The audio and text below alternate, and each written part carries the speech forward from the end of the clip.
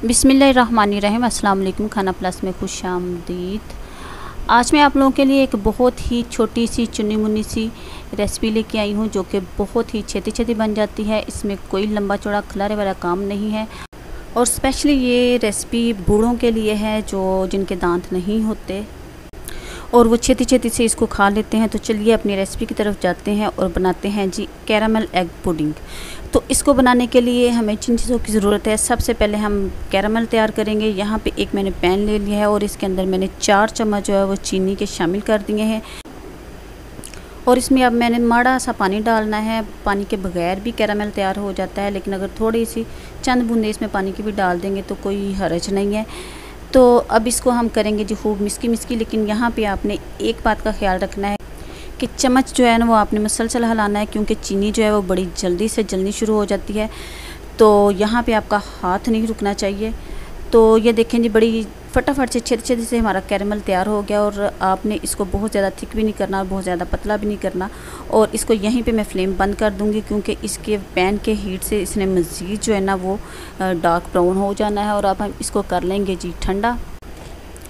यहाँ पे एक मैंने बोल ले लिया और इसके अंदर में हम डाल देंगे अपना कैरामल। और कैरामल जो है वो ज़्यादा ठंडा हो गया, तो प्लीज़ आप ये गलती ना कीजिएगा। आप इसको गरम गरम को भी डाल सकते हैं, लेकिन अगर ज़्यादा भी ठंडा हो गया तो कोई गल नहीं, इसमें बाद में सेट हो ही जाना है। इसको थोड़ी देर रखेंगे जी फ्रिज में और चलते हैं नेक्स्ट स्टेप की तरफ। अकॉर्डिंग टू माई निक्का जहा टब्बर I have take 2 eggs। If you have वड्डा सारा टब्बर यू कैन टेक मैनी सारी अंडे। और इसके अंदर मैंने 4 चम्मच जो है वो चीनी के शामिल कर दिए हैं और अब इसको लगाएंगे जी खूब अच्छी तरीके से फेंटा, ताकि इसके अंदर कोई भी लम्स वगैरह ना रह सके। तो इसको खूब अच्छी तरीके से फेंटा लगाने के बाद इसके अंदर मैं कर दूँगी जी थोड़ा सा दूध जो है वो मिक्स कर दूँगी। तो यहाँ पे मैंने तत्ता सा पौना कप जो वो दूध का ले लिया है और इसको शामिल करने के बाद अच्छे तरीके से मिस्की मिस्की कर लेंगे, ताकि इसके अंदर कोई लम्स वगैरह ना रह सके, क्योंकि इसके अंदर एक वाइट सी वो पता नहीं क्या चीज़ होती है। तो अगर उसको भी अच्छे तरीके से मिक्स कर लें और अगर आप इसको स्टेन करना चाहें तो आप इसको स्टेन भी कर सकते हैं।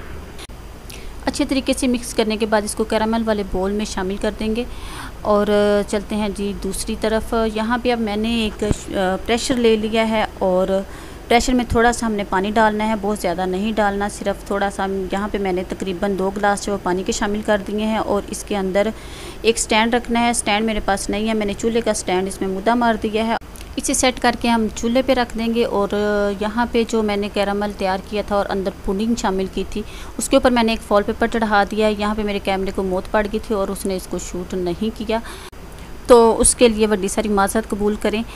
तो यहाँ पे अब हम एक ले लेंगे जी निक्की सारी छुरी और यहाँ पे बना लेंगे छोटे छोटे बूहे बारियाँ, ताकि अंदर जो है ना वो हवा निकलती रहे।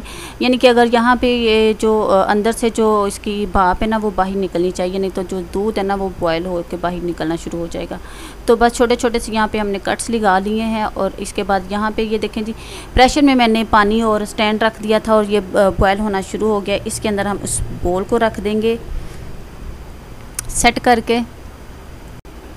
अब इसको कवर कर देंगे, एक ढक्कन लगा के इसको रख देंगे। तकरीबन मैंने 25 मिनट के लिए इसको दरमियानी आंच पे पकाया था और यहाँ पे एक बड़ा सारा स्यापा भी बन गया था, क्योंकि जैसे ही मैंने इसको चूल्हे के ऊपर रखा है तो जनाब हमारी जो गैस है वो बंद हो गई थी और फिर मैंने इसको स्टीम में ही पका लिया था। तो ये देखें जी 25 मिनट के बाद हम इसको चा करेंगे। थोड़ा सा इसका ये जो फॉल पेपर है इसको उठाएंगे और थोड़ी सी चाती मार लेते हैं, चा करते हैं कि आया ये रेडी हो चुका है कि नहीं। तो लग तो ऐसे ही रहा है कि जी यहाँ पे ये रेडी हो चुका है, लेकिन फिर भी हम अपनी तसल्ली के लिए यहाँ पे एक और काम करेंगे। यहाँ पे मैंने एक ले लिया है जी, एक स्टिक ले ली और इसको चबो के तो चेक करेंगे। तो ये देखें जी स्टिक जो हमारी है वो साफ़ सुथरी ही निकल आई है, बाहर लिबड़ी तिबड़ी नहीं है। अब इसको बाहर निकालिए और फिर छोटी सारी छुरी ले लेंगे और इसके किनारों जो है ना, किनारों पे इसको लगा के तो इसको किनारों से अलहदा कर लेंगे और इसको फ्रिज में रखेंगे और चिल करके ठंडा करके तो फिर खाएंगे। तो ये देखें कैरामल जो है वो ऊपर आ गई है। तो इसको जब हम फ्रिज में रखेंगे थोड़ी देर के लिए तो ये कैरामल बड़ी अच्छे तरीके से सेट हो जाएगी। तो यहाँ पे ये देखें मेरी गैस जो है वो बंद होने की वजह से इसके अंदर जो है ना क्रैक थोड़ा से ये हो गए हैं। तो कोई बात नहीं, आप इसको अच्छे तरीके से स्टीम कर लीजिएगा। मेरा तो थोड़ा सा प्रॉब्लम बन गया था। तो वैसे ये बड़ी ज़बरदस्त बनी थी, बहुत ही अच्छी बनी थी। तो जो लोग मेरे चैनल पे फर्स्ट टाइम आए हैं, प्लीज़ उनसे रिक्वेस्ट है कि वो मेरे चैनल को सब्सक्राइब कर लें। वीडियो अगर पसंद आए तो प्लीज़ लाइक कर दीजिएगा, शेयर कर दीजिएगा और साथ लगे बेल आइकन को ज़रूर प्रेस कर लीजिएगा। इससे ये होगा कि मेरी हर नई वीडियो का नोटिफिकेशन जो है आप तक आसानी पहुंच सकेगा। तो इसके साथ ही मुझे इजाज़त दें, फिर मिलेंगे नई वीडियो के साथ, नई रेसिपी के साथ। अल्लाह हाफ़िज़।